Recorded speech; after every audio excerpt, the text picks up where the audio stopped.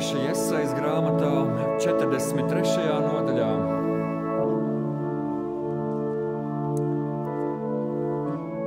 Nedomājiet vairāk par senajiem notikumiem un neievērojiet to, kas sen jau pagājis.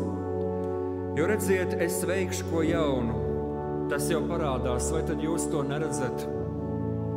Es likšu rasties ceļam, tuksnesī un upēm vientuļā kailatnē. Nebīsties, jo es esmu tevi atpestījis. Es tevi saucu tavā vārdā, un tu esi mans.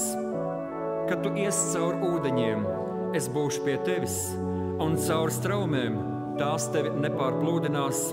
Kad tu iesi caur uguni, tu nesadegsi, un uguns liesmas tev nekaitēs. Jo es esmu tavs Dievs. Es atdodu tautas par tavu atpirkšanas maksu. Tāpēc, ka tu esi dārgs un vērtīgs manās acīs, es dodu zemes par tavu izpirkšanu un tautas atlīdzībai par tavu dvēseli.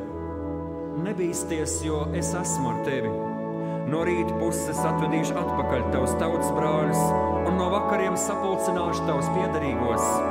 Es sacīšu ziemeļiem atsvabiniet tos, un dienvidiem es teikšu neaizturiet viņus.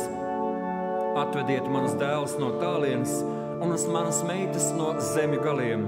Visus, kas nosaukti manā vārdā, un ko es esmu radījis sev par godu. Visus, ko es esmu veidojis un uzturējis.